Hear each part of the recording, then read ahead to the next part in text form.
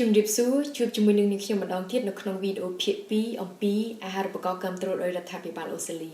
នៅក្នុងវីដេអូនេះយើងនឹងជជែកលម្អិតអំពីលក្ខខណ្ឌនៅក្នុងការដាក់ពាក្យអាហារូបករណ៍ដែលយើងនឹងជជែកទៅលើចំណុចសំខាន់3ទី1នោះគឺស្ថានភាពរបស់បេក្ខជនទី2មុខជំនាញសិក្សាទី3ឯកសាររដ្ឋបាលចាំបាច់នៅក្នុងការដាក់ពាក្យកុំឲ្យខាត់ពេលយូរយើងនឹងចូលទៅកាន់គេហទំព័រផ្លូវការរបស់អាហារូបករណ៍ដើម្បីស្វែងយល់ទាំងអស់គ្នាបងប្អូនត្រឹមតែវាយចូលនៅពាក្យ Australian Award Scholarship Cambodia វានឹងបងប្អូនទាំងអស់គ្នាចូលទៅកាន់គេហទំព័រផ្លូវការភ្លាមនៅក្នុងគេហទំព័រផ្លូវការអាហារូបករណ៍វានឹង load ពាក្យ eligibility check ដែលនៅកន្លែងនេះជាកន្លែងដែលបងប្អូនទាំងអស់គ្នាអាចពិនិត្យមើលថាតើបងប្អូនទាំងអស់គ្នាមានស្ថានភាពហើយនឹងឯកសារដែលបំពេញតាមលក្ខខណ្ឌអាហារូបករណ៍ហើយឬនៅបងប្អូនទាំងអស់គ្នាគ្រាន់តែចុចពាក្យថា start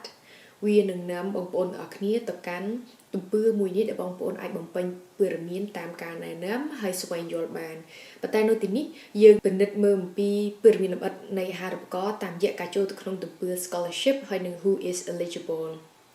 ចំពោះអាហារូបករណ៍រដ្ឋាភិបាលអូស្ត្រាលីគឺជាអាហារូបករណ៍មួយដែលស្វាគមន៍បេក្ខជនពីគ្រប់មជ្ឈដ្ឋានទាំងអស់មិនខ្វល់ថាគាត់ធ្វើការនៅក្នុងវិស័យណាទេឲ្យតែគាត់ជាជនជាតិខ្មែរដែលបានរស់នៅប្រទេសកម្ពុជាយ៉ាងហោចណាស់2ឆ្នាំគិតត្រឹមថ្ងៃទី30ខែមេសាឆ្នាំ2025ហើយគាត់មានបទពិសោធន៍ការងារ2ឆ្នាំយ៉ាងតិចហើយនៅទីនេះគឺខ្ញុំជជែកទៅលើតែលក្ខខណ្ឌសម្រាប់អាហារូបករណ៍ Master Degree by Coursework ទេចំពោះបងប្អូនដែលមានបំណងក្នុងការដាក់ពាក្យបរិញ្ញាបត្រជាន់ខ្ពស់ឬក៏អនុបណ្ឌិត by Coursework នឹងគឺបងប្អូនទាំងអស់គ្នាត្រូវតែមានសញ្ញាបត្របរិញ្ញាបត្រប៉ុន្តែនេះគឺមិនគ្រប់ករណីទាំងអស់ទេដោយពាក្យគេដាក់ចឹង in most cases តាមអ្វីដែលខ្ញុំទទួលបានគឺបងប្អូនមួយចំនួនគាត់បញ្ចប់ថ្នាក់បរិញ្ញាបត្រកាលពីពេល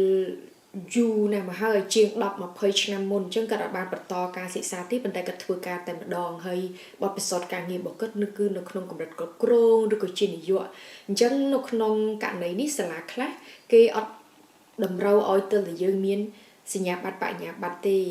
គេឲ្យតម្លៃទៅលើបទពិសោធន៍ការងារនឹងហើយអនុញ្ញាតឲ្យបងប្អូនចូលរៀនបានតែលុះត្រាតែបងប្អូនត្រូវតាក់ទងទៅសាលាហើយនៅទីនេះគឺអាចជជែកព័ត៌មានលម្អិតបន្ថែមជាមួយនឹងមន្ត្រីអាហារូបករណ៍ដើម្បីកុំឲ្យឱកាសរបស់យើងនឹងបាត់បង់ដោយសារតែយើងអត់មានសញ្ញាបត្របរិញ្ញាបត្រហើយអ្វីដែលសំខាន់គឺយើងត្រូវបំពេញលក្ខខណ្ឌផ្សេងទៀតដែលខ្ញុំនឹងរៀបរាប់បន្តលក្ខខណ្ឌដ៏ចាំបាច់មួយទៀតគឺសមត្ថភាពប្រើប្រាស់ភាសាអង់គ្លេសរបស់បេក្ខជនដែលនៅទីនេះគឺគេតម្រូវឲ្យមានការប្រឡង IELTS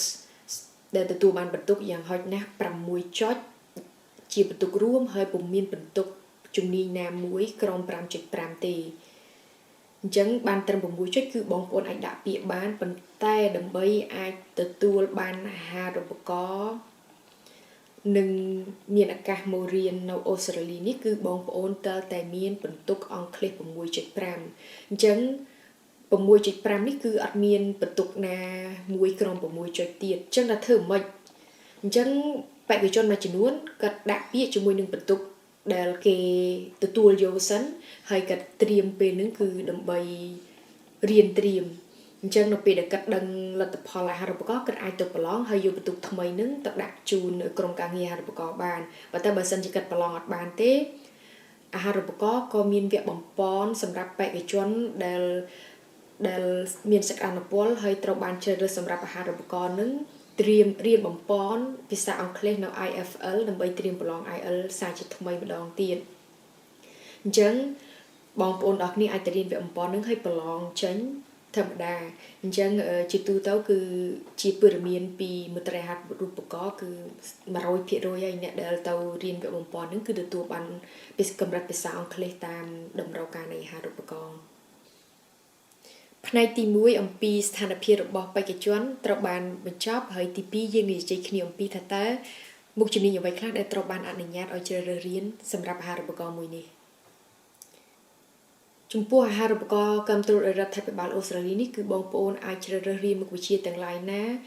ដែលមានភាពចាំបាច់នៅក្នុងការរួមចំណែកទៅដល់ការអភិវឌ្ឍវិស័យនានានៅក្នុងប្រទេសកម្ពុជាហើយបច្ចុប្បន្ននេះការរៀនមុខវិជ្ជាពាក់ព័ន្ធទៅនឹងអាកាសធាតុគឺជាមុខវិជ្ជាមួយដែលត្រូវបានលើកទឹកចិត្តផងដែរអញ្ចឹងបងប្អូនទាំងអស់គ្នាអាចស្វែងយល់អំពីអតិភិបវិស័យនានាដែលរដ្ឋាភិបាលប្រទេសកម្ពុជាកំពុងតែជំរុញអភិវឌ្ឍហើយយើងជ្រើសរើសមុខជំនាញនឹងដើម្បីយើងអាចត្រឡប់មកវិញឆ្លើយតបនិងចូលរួមជាមួយនឹងរដ្ឋាភិបាលជាមួយនឹងសហគមន៍របស់យើងនៅក្នុងការអភិវឌ្ឍប្រទេសកម្ពុជាហើយមុខជំនាញដែលមិនត្រូវបានអនុញ្ញាតឲ្យជ្រើសរើសរៀនគឺជាមុខវិជ្ជាទាំងឡាយណាដែលពាក់ព័ន្ធទៅនឹងធុរកិច្ចធុរសេដ្ឋកិច្ចការគ្រប់គ្រងធុរកិច្ចជាដើមអញ្ចឹងបងប្អូនអាចពិនិត្យមើលនៅទីនេះបានពីមុខជំនាញរៀនមានត្រឹមប៉ុណ្ណេះហើយទី3ចុងក្រោយយើងនឹងជជែកគ្នាអំពីឯកសារចាំបាច់ដែលត្រូវការសម្រាប់ដាក់ពាក្យអាហារូបករណ៍ឯកសារចាំបាច់សម្រាប់ដាក់ពាក្យអាហារូបករណ៍គឺមានដូចជាសញ្ញាបត្រផ្លូវការថ្នាក់បរិញ្ញាបត្រជាមួយនឹងច្បាប់បកប្រែចម្លងជាភាសាអង់គ្លេសទី2នឹងគឺបន្ទុករៀនរបស់យើងនឹង official transcripts ដែលមានបកប្រែជាភាសាអង់គ្លេស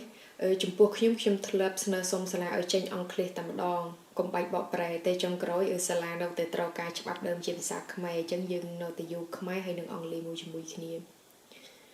ហើយទី3នឹងគឺឯកសារដែលបញ្ជាក់អំពីអត្តសញ្ញាណរបស់យើងក្នុងនាមជាបរិវត្តខ្មែរយើងចឹងមានអីគេខ្លះមានសម្បត្តិកណើតមានអត្តសញ្ញាណប័ណ្ណមានលិខិតឆ្លងដែនមានសភៅគ្រួសារជាដើមហើយទី4នឹងគឺឯកសារបញ្ជាក់ថាយើងពិតជាមានបទពិសោធន៍ការងារយ៉ាងហោចណាស់24ខែអញ្ចឹងឯកសារនេះគឺបងប្អូនអាចស្នើសុំទៅកាន់ស្ថាប័នដែលបងប្អូនធ្លាប់បំពេញការងារហើយចុងក្រោយអាហារូបករណ៍តម្រូវឲ្យយើងមានប្រវត្តិរូបសង្ខេបដើម្បីដាក់ចូលជាមួយនឹងឯកសារផ្សេងទៀតតកតងទៅនឹងឯកសារ2ចុងក្រោយមុននេះគឺបងប្អូនអាចមករកទម្រាំបាននៅផ្នែកខាងឆ្វេងនេះដែលនៅខាងក្រោមគេគឺមាន CV template ហើយនឹង employer statement អញ្ចឹងនេះគឺជាទម្រាំដែលបងប្អូនអាចយកទៅប្រើបានដើម្បីទៅសេហើយនៅទីនេះគឺមានព័ត៌មានឯកសារអំពីអាហារូបករណ៍ដើម្បីបងប្អូនអាចស្វែងយល់បន្ថែមនេះគឺជាព័ត៌មានអាហារូបករណ៍សម្រាប់ឆ្នាំ2026ទាំងភាសាអង់គ្លេសនិងភាសាខ្មែរអំពីលក្ខខណ្ឌអាហារូបករណ៍យើងជជែកគ្នាត្រឹមប៉ុណ្នេះហើយជួបខ្ញុំនៅវីដេអូបន្ទាប់អំពីថាតើយើងគួរធ្វើមួយណាមុនរវាងទៅសរសេរពាក្យរៀបចំឯកសារផ្លូវការនិងប្រឡងភាសាអង់គ្លេសកុំភ្លេចជួបគ្នាថ្ងៃស្អែកជាមួយវីដេអូថ្មី